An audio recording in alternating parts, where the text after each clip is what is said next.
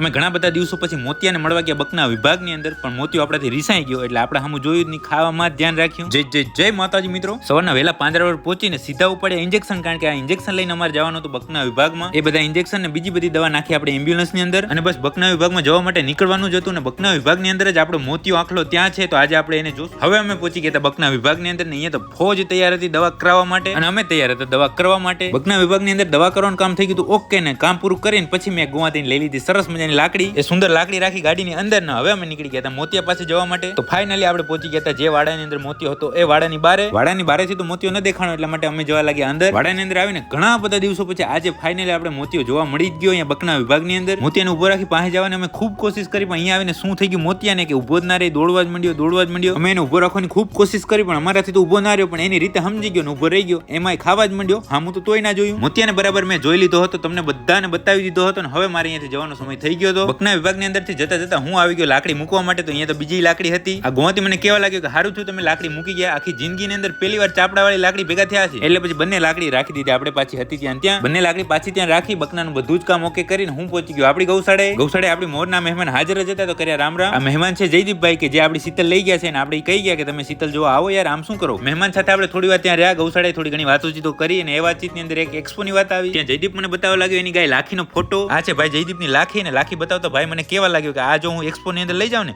તો 1 થી 3 નંબર મને જ આપવા પડે. મેં કીધું વાહ દોસ્ત વાહ. તો ભલે મિત્રો આજનો દિવસ પૂરો, આજનો વ્લોગ પૂરો. લાઈક, કમેન્ટ, શેર કરવાનું ભૂલતા નહીં.